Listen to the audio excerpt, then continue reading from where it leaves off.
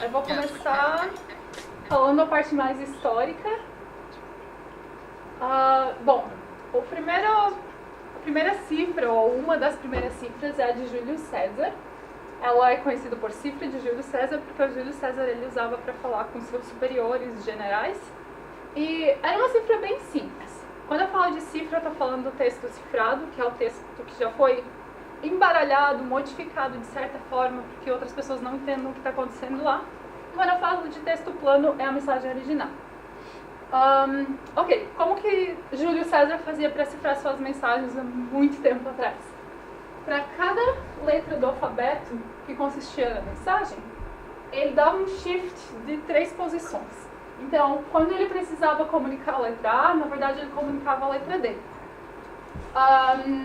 Então, se a gente for ver como uma fórmula, na verdade a gente está pegando a representação numérica da minha letra, o A é o 0, digamos. Eu somo mais 3, então 0 mais 3 vai ser 3, então o meu A, na verdade, vai ser representado por 0, 1, 2, 3, vai ser representado por D. Então a cifragem, nesse caso, é a soma mais 3. E se eu quero decifrar, eu preciso saber que Júlio César estava usando mais 3, então eu tenho que fazer um menos 3 para dar um recovery no A. Um exemplo de mensagem, se eu quero cifrar uma mensagem, eu olho, por exemplo, o O, eu sei que o O, na verdade, a minha cifra ele vai ser o R, o L, nesse caso, vai ser o O, e assim por diante. Então, ao invés de mandar Olá Mundo, eu estou mandando essa mensagem aqui. Quem olha não entende o que está acontecendo, mas se eu estou mandando para uma pessoa específica que sabe que eu estou somando 3 em cada letra, essa pessoa vai diminuir 3 em cada letra e vai obter a mensagem original. Acontece que Júlio César somava 3, mas a gente pode somar qualquer coisa. Eu represento aqui um K como se fosse uma representação de uma chave, então eu posso somar 1, cada A vira B, cada B vira C e assim por diante. Ou qualquer 26 opções que eu tenho aqui. E eu quero perguntar para vocês, como vocês acham que a gente pode quebrar essa cifra? Por exemplo, eu vi esse texto aqui, como que eu consigo descobrir que esse texto representava Olá Mundo? Tirando força bruta. E como que funcionaria a força bruta nesse caso? Você vai tentando cada letra e daí você vai decodificando cada letra. Se você sabe que é um M mais K, você vai tentando K mais 1, K1, K2, K3, até você achar uma mensagem que faça algum sentido. Isso, pode passar? Então, testar todos os 26 possíveis shifts para ver se eu somei mais 1, mais 2 ou mais 3, ou assim por diante, e tentar descobrir qual foi a mensagem original. Isso a gente chama de força bruta, que é testa todas as opções possíveis. Mas aí para isso você tem que saber a dica, né? Saber a heurística que se basear, né? Claro, eu tô falando de Júlio César. Eu tô falando de Júlio César, sim. Claro. Mas tem uma maneira melhor ainda de fazer isso. Vocês têm ideia de o que eu poderia fazer? Análise de frequência. A análise de frequência. Pra quem não sabe, a análise de frequência funciona assim. No português, por exemplo, a letra mais comum num texto é a letra A. Então, se eu tenho um texto cifrado que tem bastante D, eu tenho uma chance muito grande de descobrir que esse D, na verdade, era o A do meu texto original.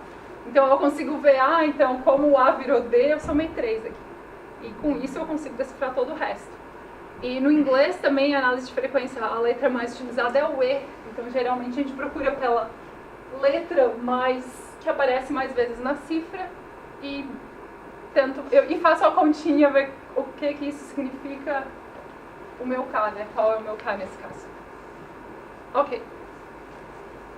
Tem uma outra técnica que eu acho muito, muito interessante, que ela é chamada de esteganografia, onde a gente esconde a existência da mensagem. O objetivo aqui é esconder que a mensagem existe.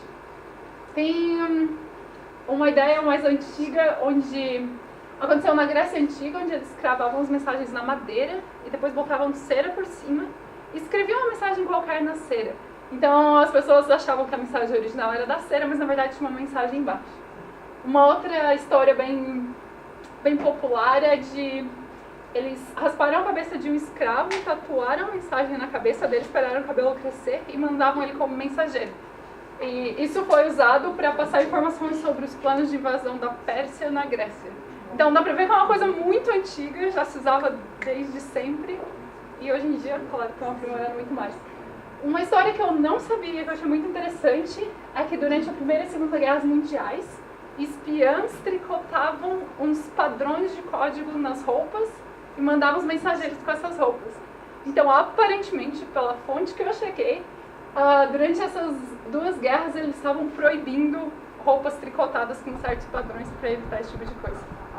E um pouquinho mais recente, digamos assim, aconteceu com prisioneiros de guerra no Vietnã. Eles eram nos Estados Unidos e estavam aprisionados no Vietnã. E um deles foi forçado a fazer uma conference press, uma entrevista com a TV. E ele estava reclamando, tipo eu aqui com essa luz muito no rosto, piscando bastante. Eu estava dando desculpa que a luz estava atrapalhando, só que na verdade ele estava piscando em código Morse para mandar para a inteligência naval dos Estados Unidos uma mensagem dizendo que eles estavam sendo torturados lá.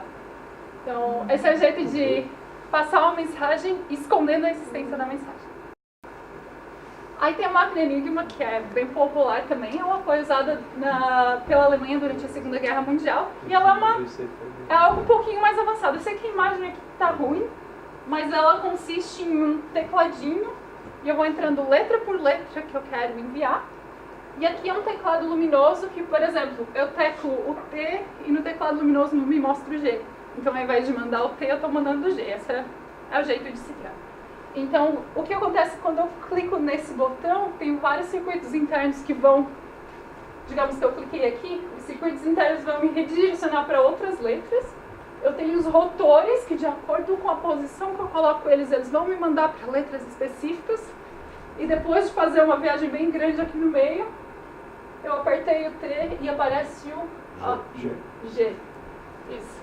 Então essa era a ideia. Eles adicionavam vários rotores e o problema maior que os britânicos tinham esse grupo de inteligência que tentava decifrar, né, o que estava acontecendo. O problema é que os alemães, todo dia, meia-noite, eles giravam o rotor. Então mudava tudo. Todo o trabalho que eles tinham feito durante o dia para descobrir o que tinham lá se perdeu, porque mudou completamente. Agora tem uma outra cifra aqui, que ela é, de certa forma, parecida com a de César.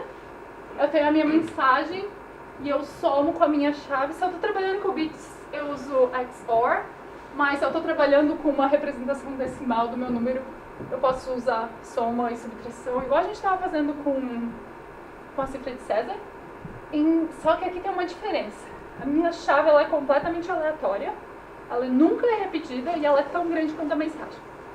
Então, digamos que eu quero cifrar hello, e eu tenho essa chave, X, M, C, K, L. A minha cifra vai ser somar essa com essa, e assim por diante, mas notem um detalhe aqui. Na cifra de César, quando eu cifrava o A, eu sempre cifrava ele para D, certo? Aqui não é a mesma coisa, ó. O L virou N e aqui virou V. Então, a minha chave, o intuito dela é de ser completamente aleatória e ela não se repetir. Então, isso vai evitar esses casos de ataque de frequência e coisas do tipo. Na verdade, tem uma coisa muito interessante com essa cifra, que ela prevê perfect secrecy. Isso significa que eu posso coletar o máximo de texto cifrado que eu conseguir, isso não vai me ajudar a descobrir o texto original. Porque cada vez que eu mando uma mensagem nova, a chave já é outra. Também tem uma coisa. Aqui eu cifrei uma mensagem que tem 5 letras. Então, se eu estou olhando essa cifra com 5 letras, qualquer palavra de 5 letras é uma possível palavra original. Então, essa cifra é dita de ser inquebrável. Tem uma historinha por trás disso. O Shannon, ele trabalha com teoria da informação, trabalhava, né, muitos anos atrás. E foi ele que descobriu essa propriedade do one-time pad. E ele escreveu um artigo, ele queria publicar isso, os Estados Unidos não deixou, segurou ele, porque os Estados Unidos estavam preocupados que se inimigos soubessem disso, iriam começar a usar o one-time pad e podia dar problema, porque a gente não consegue decifrar o que está lá.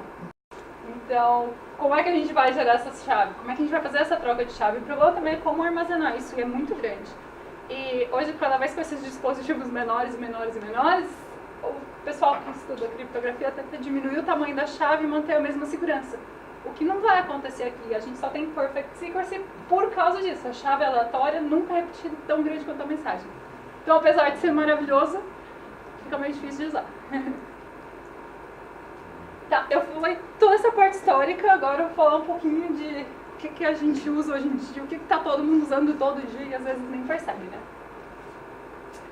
Eu vou começar com a parte de cifra simétrica. Então, vou introduzir aqui Alice e Bob. Quando se fala de criptografia, é sempre A e B, Alice e Bob querem se comunicar de maneira segura. Na criptografia simétrica, ambos os lados têm a mesma chave. Isso é parecido com tudo que eu estava falando até agora. Os dois lados querem se comunicar, os dois lados têm que saber o casinho que a gente está somando na mensagem, ou a posição dos rotores na enigma, ou a tripinha de palavras no one-time byte.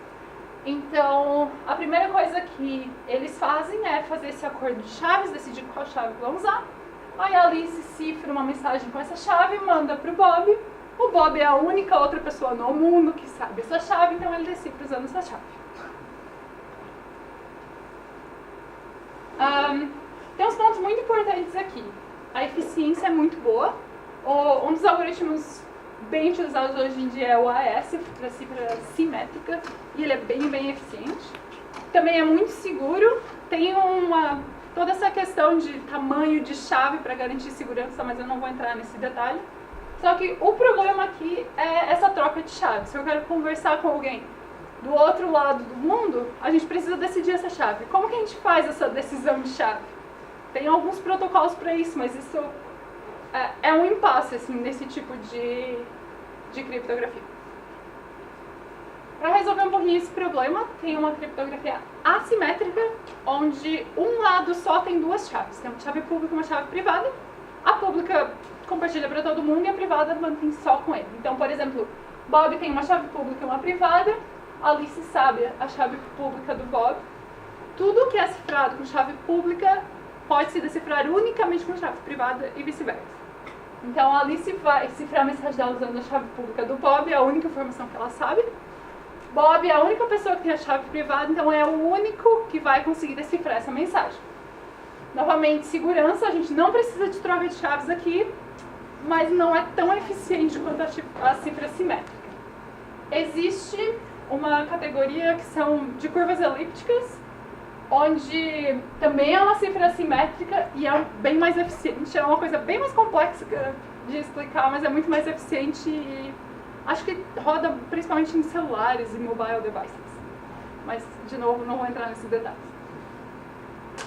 Agora, só para contextualizar tudo que eu vou falar a partir de agora, quando eu estou falando de módulo, eu estou falando de resto da divisão. Então, A mod B é o resto da divisão de A por B. Um número primo, como todos sabem, é um número divisível por 1 e por ele mesmo. E quando eu estou falando de fatoração aqui, bom, a gente aprende na escola que fatorar um número é achar seus fatores primos, né? Fatorar até que eu não consiga dividir mais. Acontece que, o que acontece se eu tenho um número cujos fatores primos são muito grandes? Então, eu gerei esse número através da multiplicação de dois números primos que tinham 1024 vezes. A fatoração é inviável nesse caso. E essa é a base de muitos algoritmos criptográficos hoje em dia. Levaria a idade do universo para fatorar isso. As pessoas trabalham em algoritmos de fatoração para tentar melhorar isso e quebrar cifras, só que no cenário atual é inviável. Então, quando eu estou falando de fatoração, eu estou falando com esses números grandes.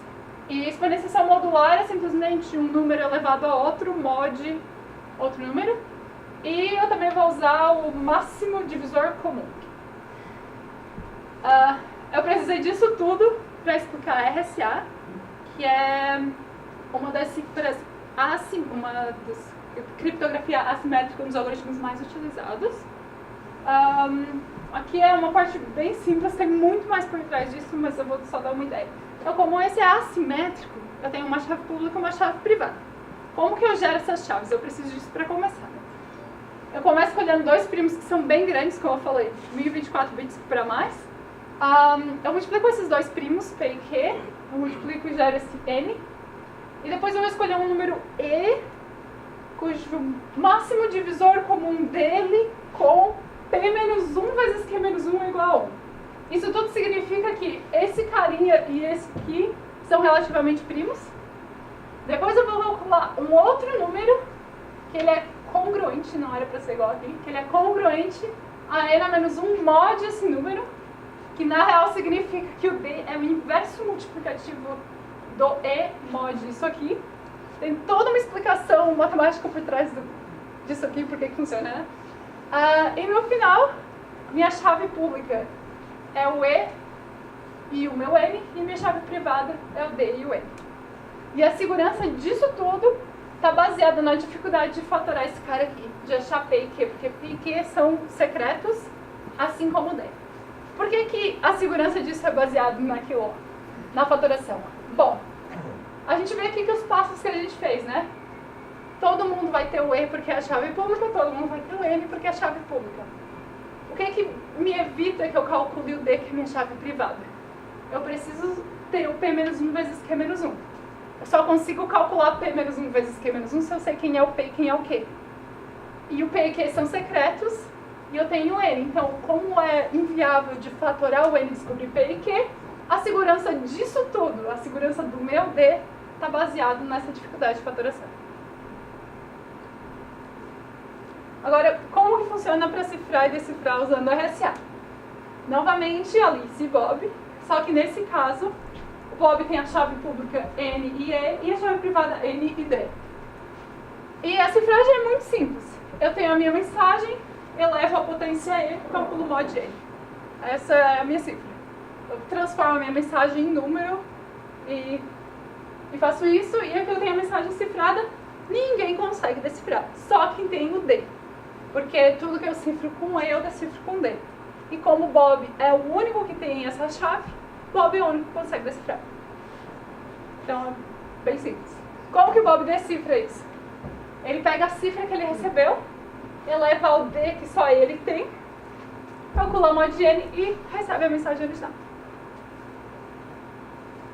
Agora tem uma outra coisinha que a gente também pode fazer com esse tipo de criptografia assimétrica, que é chamada de assinatura digital. Lembra que eu mencionei que tudo que eu cifro com a mensagem pública eu decifro com a privada, mas tudo que eu cifro com a privada eu decifro com a pública. E para que isso serve? Bom, imagine que a Alice quer mandar algo muito importante para Bob, uma declaração de amor para Bob, e quer que o Bob tenha certeza de que foi ela que mandou, ninguém mais. Então agora a Alice tem uma chave pública e uma chave privada. Ela cifra a mensagem dela com a chave privada. Só ela pode fazer isso, porque só ela tem a chave privada dela. Todo mundo vai conseguir ler, porque todo mundo tem a chave pública, consegue decifrar isso. Mas todo mundo vai ter a certeza que foi a Alice que gerou, porque ela é a única que tem isso aqui, ela é a única que poderia ter gerado a mensagem.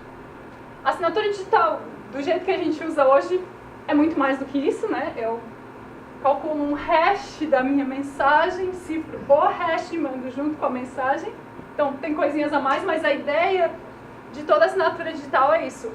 Só pode ter sido eu que gerei isso, porque só eu tenho essa chave privada. Bom, agora eu vou falar um pouco sobre como que funciona a segurança em transações eletrônicas utilizando circulação digital.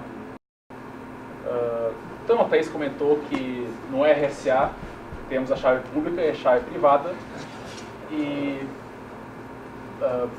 se a Alice quer enviar algo cifrado para o Bob, ela usa a chave pública dele e ele decifra com a chave privada. Então isso aqui é uma versão, uma imagem bem resumida de como funciona um protocolo de troca de chaves. Então a Alice solicita para Bob a sua chave pública, a chave pública de Bob. Bob envia a chave pública para ela cifra com a chave pública dele e ele decifra, e assim eles têm essa comunicação segura. Só que pode acontecer a Alice envia essa requisição de chave para Bob, mas um atacante ele interfere essa requisição e envia a sua chave pública para Alice. E também esse atacante solicita a chave pública de Bob e Bob envia a sua chave pública para ele. Fingindo ser a Alice. Fingindo ser o atacante, fingindo ser a Alice para o Bob. Então, que cenário que ele tem aqui? Um atacante fingindo para a Alice, que é Bob, e o atacante fingindo para o Bob, que ele é a Alice. Então a Alice vai usar a chave privada, pública do atacante, achando que é a chave pública de Bob, e vai cifrar essa informação e enviar para... vai acreditar que ele vai estar enviando para o Bob. Na verdade vai estar enviando para o atacante vai conseguir decifrar essa mensagem e ver o conteúdo dela, e depois ele vai usar a chave pública de Bob, cifrar a informação que a Alice enviou, e vai cifrar com a chave pública de Bob e enviar para o Bob. E aqui o Bob vai acreditar que vai estar conversando com a Alice, quando na verdade tem um atacante no meio, lendo todas as informações que estão sendo transmitidas aqui. Esse cenário que o Felipe falou, na verdade é um atacante passivo, ele está lendo as coisas e está repassando, mas também tem um cenário onde é um atacante ativo. Ele pode modificar a mensagem e cifrar com a chave pública de Bob, a chave pública todo mundo tem, e o Bob está achando que a Alice está mandando aquela mensagem para ele, mas na verdade foi o atacante.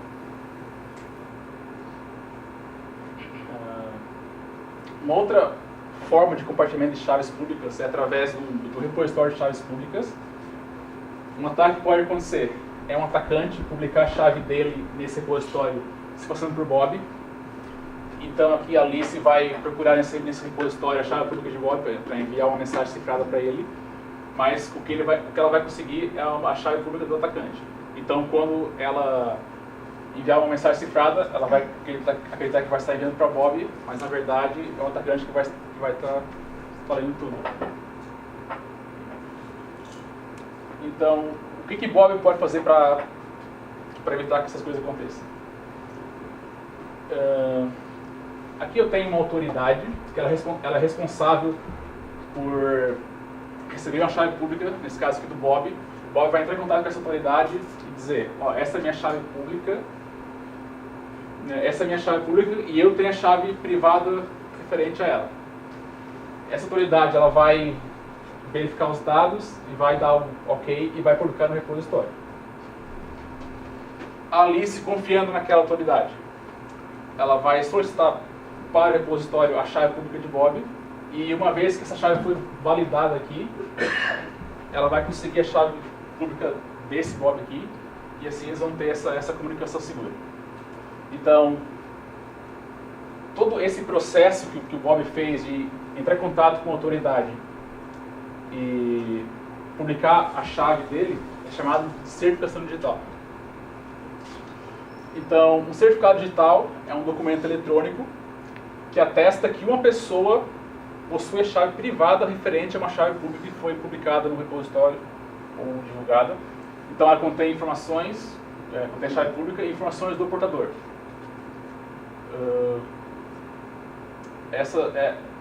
Assim como qualquer documento, como identidade, carteira de motorista, são necessárias autoridades para emitir esses certificados.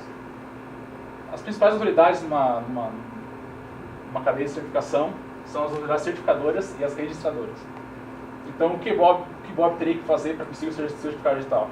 Entrar em contato com uma autoridade registradora, registrar, mostrar seus dados, e essa autoridade vai fazer uma requisição para uma autoridade certificadora, e essa autoridade vai emitir a chave pública e privada e carimbar que a chave pública é realmente a chave de Bob. Então aqui um exemplo de como funciona uma cadeia de certificação. Todo país ela tem uma autoridade certificadora que é a autoridade certificadora raiz.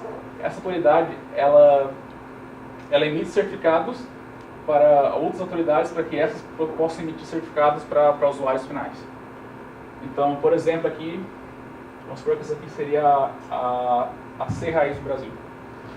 Então, é um certificado, ela possui a sua chave pública, ela é autoassinada, vou explicar isso em blog.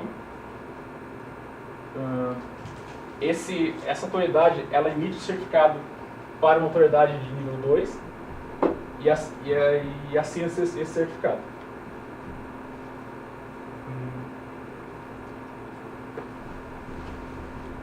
Esse aqui seria o usuário final. Então, ele faz a aquisição de certificado para essa autoridade. E como ele confia nessa autoridade certificadora aqui, então ele também confia nessa. Então essa vai emitir um certificado para esse usuário, vai assinar, e esse certificado aqui vai conter a chave pública, o nome do portador e toda a cadeia de certificação. Quais foram os certificados que emitiram esse certificado? Quais são as vantagens da certificação digital? Como com o certificado digital e com a chave pública e privada eu consigo cifrar informações, então eu tenho garantia de sigilo e privacidade. Hoje alguns sistemas, como o Banco do Brasil, por exemplo, eles permitem que você se autentique com o seu certificado digital. Já que você tem um certificado que foi emitido por uma autoridade reconhecida, então você consegue se autenticar no sistema usando um certificado digital. A Thaís comentou que, como uma assinatura digital, como eu tenho minha chave privada e a Thaís tem minha chave pública, se eu cifro algo com essa mensagem privada, ela vai conseguir decifrar com a chave pública.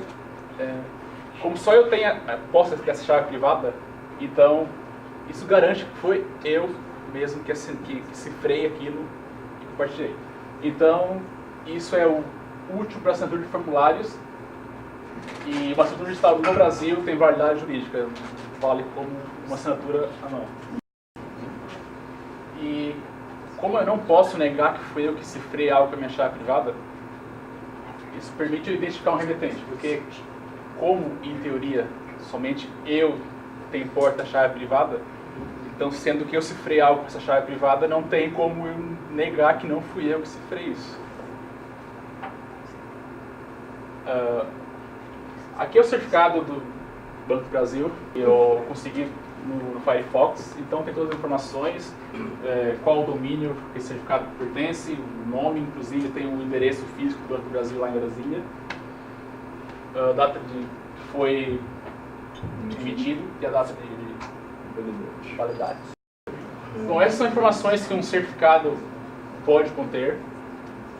Como eu falei, informação do portador da chave, então o Bob vai ter lá o nome dele, idade, sexo, CPF, o que ele quiser. Essas informações são obrigatórias, por exemplo? Algumas são, outras não. Além das informações do portador, também o certificado das autoridades emissoras. Então aquela imagem que eu mostrei antes, os 3 certificados, é a cadeia de certificação que vão estar nos certificados. Qual o algoritmo que foi usado para assinar? Qual o algoritmo que aquele certificado vai usar para assinar documentos e para criptografar? A chave pública, e se um dia vocês olharem qualquer certificado, vai ter a chave pública que a Thaís mostrou, o número D, que é o número gigante. O E.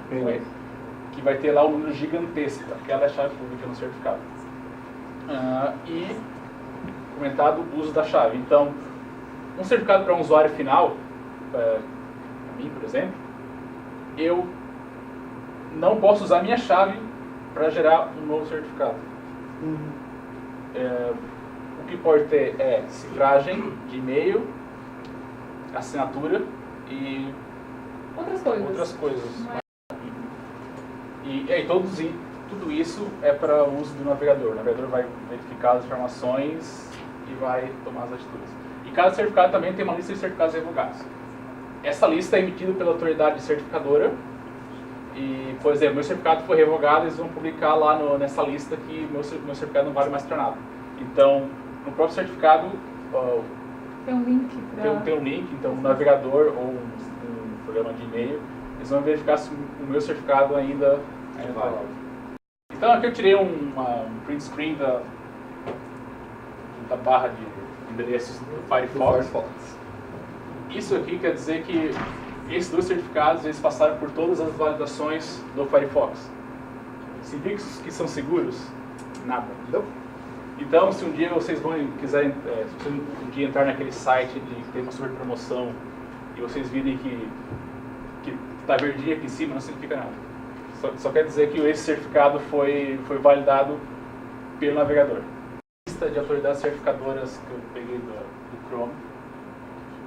Então, peguei aqui a Global Sign. Bom, em vários casos, quando o navegador não reconhece um certificado, é porque ele não foi emitido por uma dessas ACs que estão aqui. Então, essas são as autoridades certificadoras, tem várias. Essas são as autoridades certificadoras que o Google confia. O que é engraçado, porque o Firefox tem isso aqui, ó. Aceita isso. Aqui alguns exemplos de erros que dão com certificados inválidos. Esse foi um problema que eu falei antes, agora há pouco, de adicionar a autoridade certificadora que dá esse erro, isso aqui é no... Firefox? Esse problema de autoridade inválida não quer dizer que a comunicação está insegura, só que o problema é que o navegador não reconhece a autoridade que emitiu esse certificado. Aqui o erro que aconteceu no SERP, data inválida. A comunicação ainda pode estar segura, só a data que provavelmente expirou, ou que a data oficial de emissão, né? 2 dias depois acontece isso. E aqui um erro que acontece quando o certificado está revogado. Esse eu não confiaria de jeito nenhum. Um erro desse acontece quando uma C revoga o certificado, e a C revoga o certificado normalmente quando acontece um problema com a chave de criptografia, a chave privada foi corrompida e tem um atacante que consegue decifrar, então esse problema acontece quando o certificado está revogado. A gente viu, né, toda essa parte da base criptográfica que se baseia no que eu apresentei aqui em fatoração, mas tem muito mais coisa, tem o problema de logaritmo discreto, são todos problemas difíceis de calcular, difíceis de resolver matematicamente e que é inviável hoje em dia com os nossos computadores. Mas aí tem essa história de computador quântico que veio para abalar tudo, né? Então... Vai abalar banco. Aqui é a parte que eu vou falar que eu não sei. Bom, nos computadores convencionais a gente tem bits e eles assumem valor 0 ou 1, é um dos dois. Mas nos computadores quânticos eles têm algo que a gente chama de qubits, que são quantum bits. E esses bits, ao invés de só representar 0 ou 1, eles representam uma grande quantidade de valores. E eles podem representar 0 e 1 ao mesmo tempo.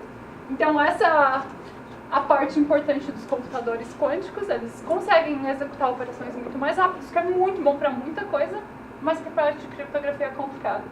Porque se um bit consegue ser 0 e 1 ao mesmo tempo, eu vou conseguir resolver 7 problemas muito mais rápido. Eu vou ter muito mais poder computacional para resolver fatoração, logaritmo discreto, que entra em algumas coisas de troca de chave, logaritmo discreto para curvas elípticas, que é aquele algoritmo que eu mencionei depois do RSA, que tem coisas mais eficientes para mobile e etc. Então, tudo o que se baseia nesses fundamentos aqui já era. Inclusive Bitcoin. Então, as pessoas que trabalham com criptografia estão desesperadas correndo atrás disso para propor novos algoritmos para lidar com essa ameaça gigantesca. E a gente não precisa, na verdade, começar do zero. Tem umas classes de algoritmos que essas classes elas não dependem dessas assumptions matemáticas que são vulneráveis, tipo fatoração. Então, posso citar umas 4 aqui, que é Code-Based Crypto, Lattice-Based, Hash-Based e Super Singular Isogenies. Essa última ela é mais nova, se eu não estou muito enganada, ela foi proposta em 2008 por professores da Universidade de Waterloo e está bem novinha ainda. Mas todas essas aqui são bem antigas. O problema é que o pessoal não dava muita bola porque eles não sabiam que isso seria necessário e também porque ou elas têm a chave muito grande, ou é muito lerdo para cifrar, ou é muito lerdo para decifrar. Então, tudo aqui tem um problema, tem um motivo do porquê a gente não está usando eles ainda. E são geralmente de chave muito grande, não vale a pena, ou demora demais para cifrar e decifrar coisas e não é viável. Então, a galera está em cima principalmente dessas 4 classes, para tentar melhorar o máximo que consegue antes de tudo não valer mais. Então tem muito trabalho pela frente, porque o que está por trás disso? Primeiro eles têm que aprimorar todos esses algoritmos para conseguir usar eles na prática, mas também a gente tem que definir standards. Então tem o NIST que vai dar toda essa... dizer o que vai ser usado, como que vai ser usado, e todo mundo tem que usar o mesmo para poder se comunicar, né? E a gente tem que implementar tudo isso nos sistemas operacionais, nos browsers, e isso leva muito tempo, porque depois que um padrão saiu, leva muitos anos para todo mundo implementar tudo isso, dá muito trabalho. E também tem o tempo de maturidade disso tudo, né? A gente está usando um algoritmo completamente diferente, então vai ter bugs, vai ter problemas, até tá tudo 100%, então tá meio que numa corrida contra o tempo de fazer isso antes que os computadores pós-quânticos cheguem.